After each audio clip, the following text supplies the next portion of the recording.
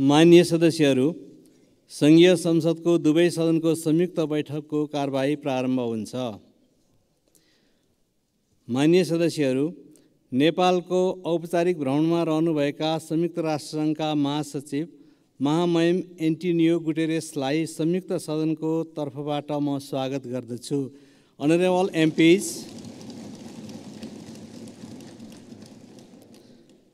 I would like to extend a warm welcome to His Excellency Antonio Guterres, the Secretary General of the United Nations, on behalf of the joint sitting of both houses.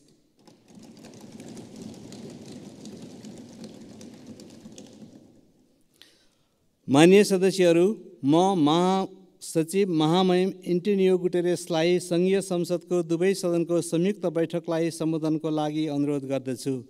Honorable MPs, I would like to request His Excellency Antonio Guterres to address the joint sitting of the both houses of the Federal Parliament.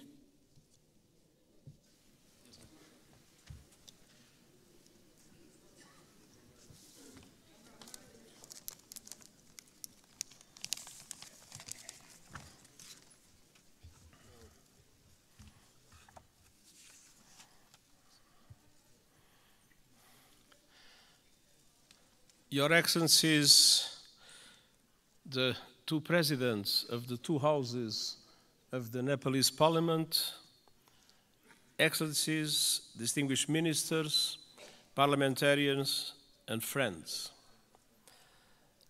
Allow me, before I start, to express my deep gratitude for the wonderful hospitality that the government and the people of Nepal has provided to me during these 3 days. All the facilities that were put at my disposal have transformed this visit in an enormous success. I learned a lot, and I commit to use what I learned to support Nepal in your struggle against climate change and for development of your country. When I am here, I am twice at home. I have been astounded, and this trip has been no exception. What I've seen and experienced in the past few days will stay with me always. The sunlight hitting the Himalayas, the warmth of the people, the richness of your cultural diversity, and of course, the sanctity of Lumbini. I thank the government of Nepal for your invitation, your hospitality, and your welcome to me and to my delegation. Excellencies, we meet today amidst a world in turmoil. Decades of progress on poverty and hunger are being reversed in large parts of the world. Inflation is undermining household and national budgets. Families and countries alike face financial crises. Women are underrepresented and underpaid, and I recognize the enormous effort that Nepal is doing in the way for gender equality, full gender equality, and I praise your efforts and its results. Violence and conflict abound.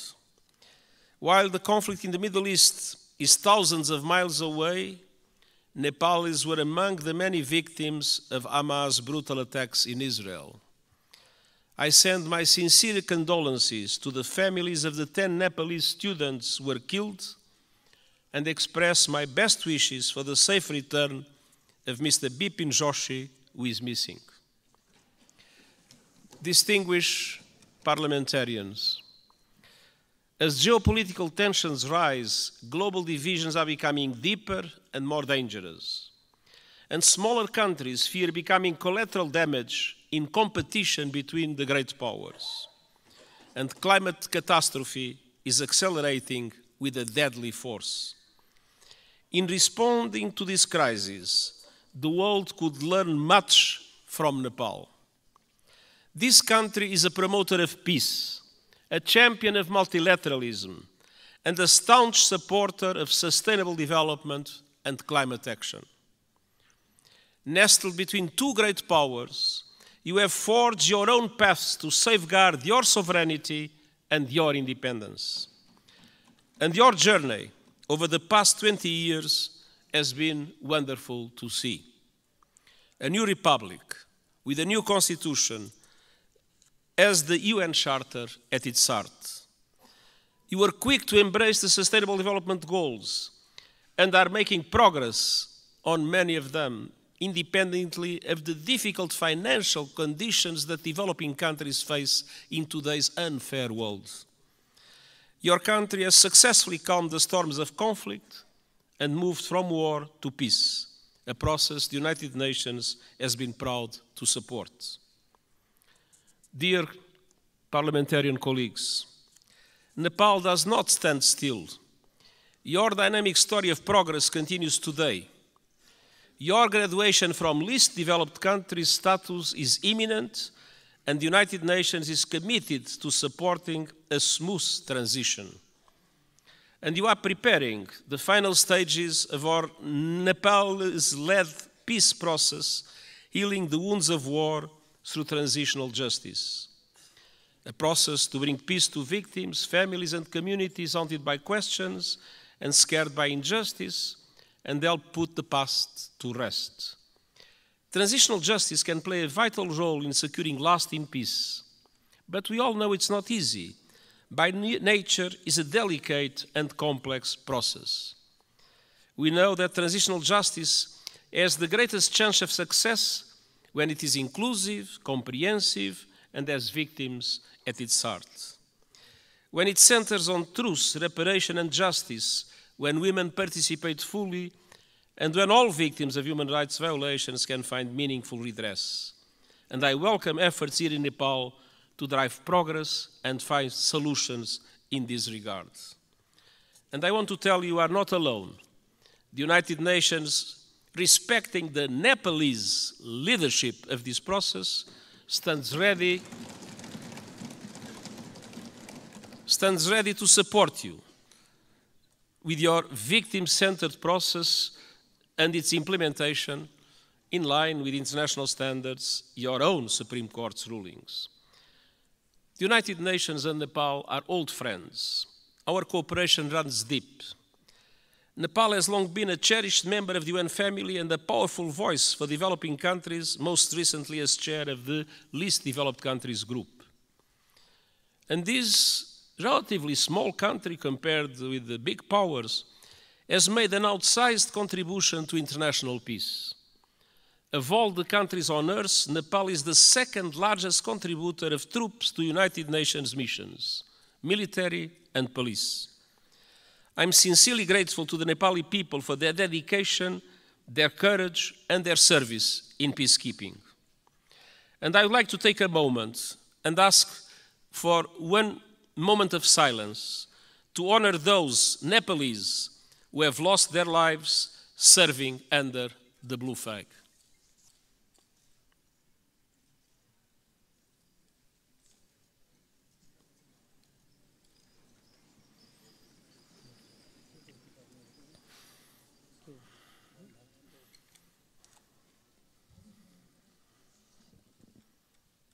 हामी मौन धारणको लागि 1 minute साथ दिनेछौँ।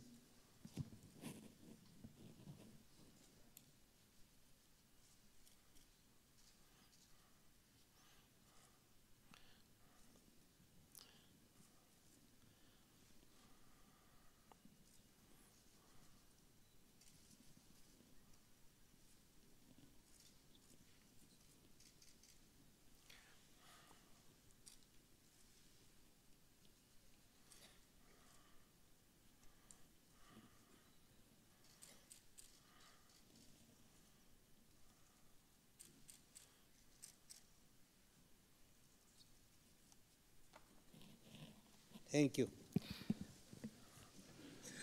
Their memory will never be forgotten, and the United Nations is proud of the exceptional contribution of Nepalese soldiers and police officers in our peacekeeping missions. Dear parliamentarian colleagues, on climate action, Nepal is a frontrunner. You are on target to reach net zero emissions by 2045. Thanks to extraordinary reforestation efforts, trees now cover almost half of the country. And you are one of the pioneers of the Early Warning Systems for All initiative, which aims to protect every person on Earth by 2027. Yet, global crises are hitting Nepal hard, as they are developing countries around the world. The lingering effects of COVID-19 pandemic, inflation, and above all the climate crisis are threatening hard-won development gains and squeezing the funds available for investment. Nepal contributes a minimal fraction of a percent, 0.000%, to global emissions. But monsoons, storms, landslides are growing in force and ferocity, sweeping away crops, livestock, and entire villages, decimating economies and ruining lives. In August, landslides caused by heavy rains caused devastation and killed scores of people. And glaciers are melting at record levels. I was a witness. Nepal has lost close to a third of its size in just over 30 years. The effect is devastating. Swollen lakes bursting, rivers and seas rising, cultures threatened, and mountainsides exposed, inflaming the risk of landslides, and avalanche. Threats will continue mounting. Himalayan glaciers provide fresh water to over 1 billion people. As they shrink, so do river flows. In the future, now we have too much floods, but one day in the future, Himalayan rivers like the Indus, the Ganges, and the Brahmaputra will have their flow severely limited. Combined with saltwater intrusion, that will decimate deltas in this region and beyond. That could mean low-lying communities and entire countries erased forever. Millions of people on the move and fierce competition for water and land. Nepal is now one of the countries that is suffering the most, but other South Asian countries might become in the future terrible victims of the receding glaciers of Nepal. Dear parliamentarian colleagues, what is happening in this country as a result of climate change is an appalling injustice and a searing indictment of the fossil fuel age. I am deeply concerned by those communities in Nepal facing the brutal impacts of the climate crisis. The United Nations stands with them. The world must do the same. That was one of the reasons why I took profit of my visit to the Everest base camp to issue a video for the whole world showing the drama of receding glaciers and the impacts that will have in the future. Nepal and other developing countries need far greater international support to aid development, accelerate climate action, and weather the current global storms. I have proposed a Sustainable Development Goals stimulus that would release at least $500 billion a year in affordable long-term finance for sustainable development and climate action in developing countries like Nepal.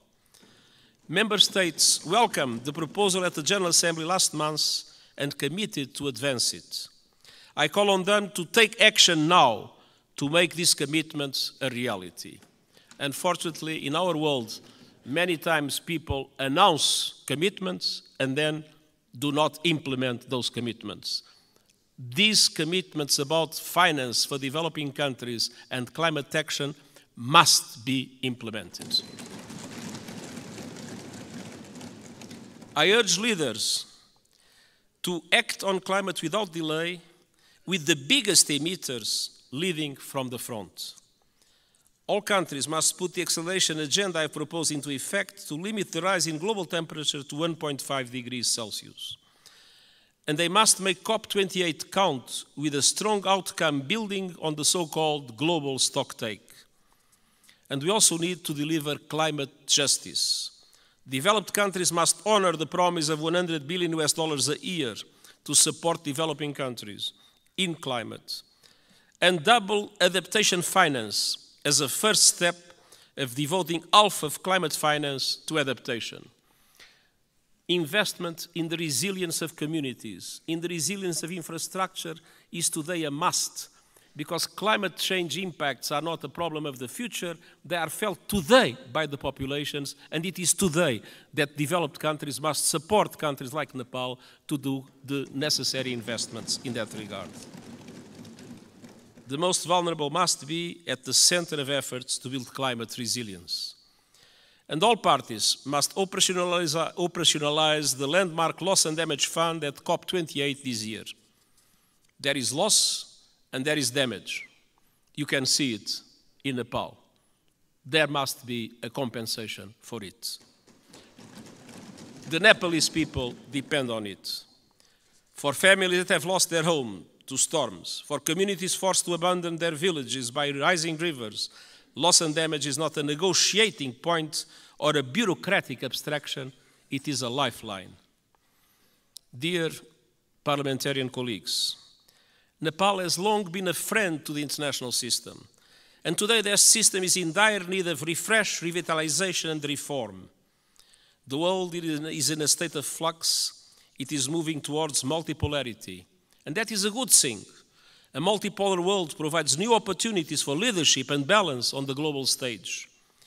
But this new dynamic requires strong multilateral institutions to maintain peace. History shows us that.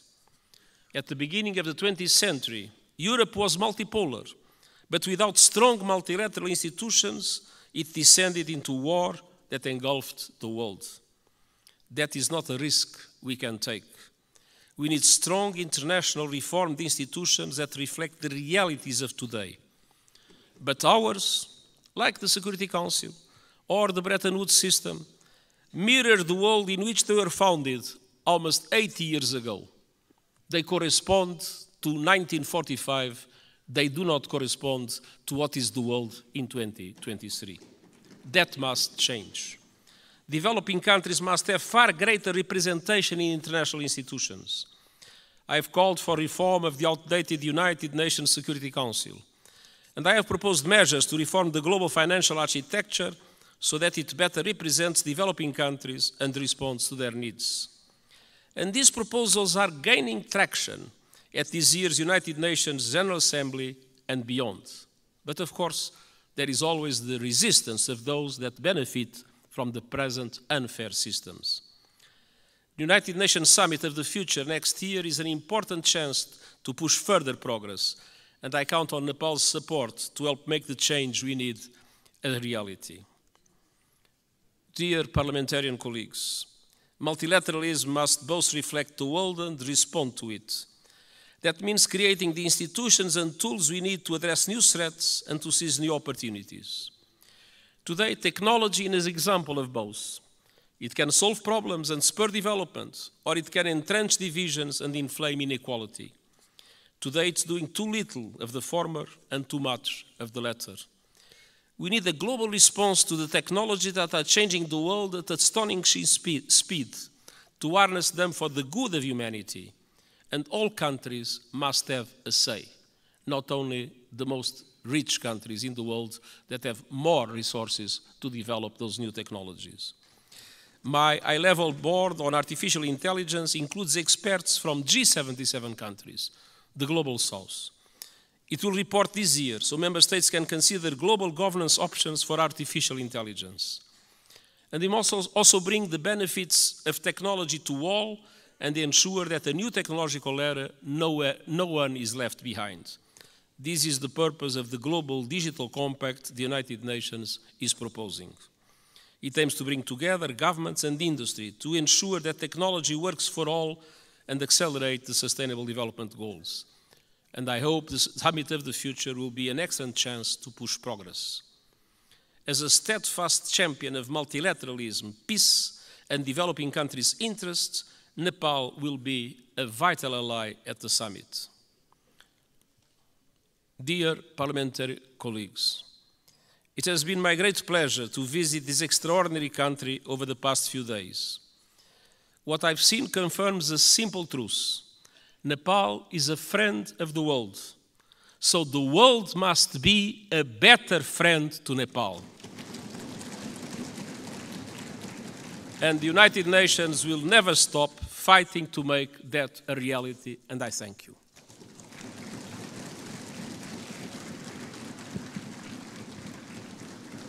अब म महामहिम Antonio गुटेरेसलाई आसन ग्रहण गर्न आग्रह गर्दछु. Now I would like to request his excellency to be seated. माननीय सदस्यहरू, संयुक्त राष्ट्रसङ्घका महासचिव महामहिमबाट आज सङ्घीय संसदको दुवै सदनको संयुक्त बैठकलाई भएको सम्बोधनप्रति निम्नलिखित धन्यवाद प्रस्ताव प्रस्तुत गर्दछु. धन्यवाद प्रस्ताव. संयुक्त राष्ट्रसङ्घका महासचिव महामहिम एन्टोनियो गुटेरेसबाट नेपालको सङ्घीय संसदको दुवै सदनको संयुक्त बैठकलाई गर्नुभएको सम्बोधनको लागि संयुक्त सदनको यो बैठक महामहिमप्रति धन्यवाद ज्ञापन गर्दछ.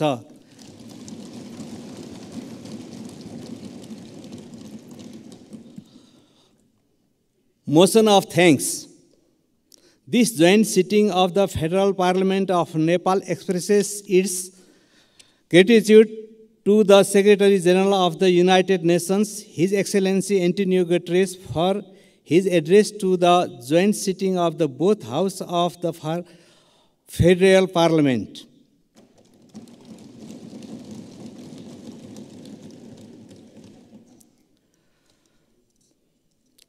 माननीय सदस्यहरू, उक्त धन्यवादको प्रस्तावलाई सहमति जनाइदिनु हुन म आग्रह गर्दछु.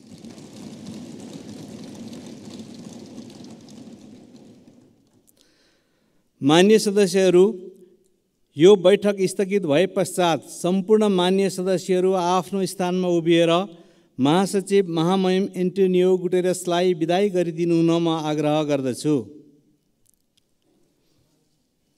माननीय सदस्यहरू, सङ्घीय संसदको दुवै सदनको संयुक्त बैठक यहीँ स्थगित हुन्छ.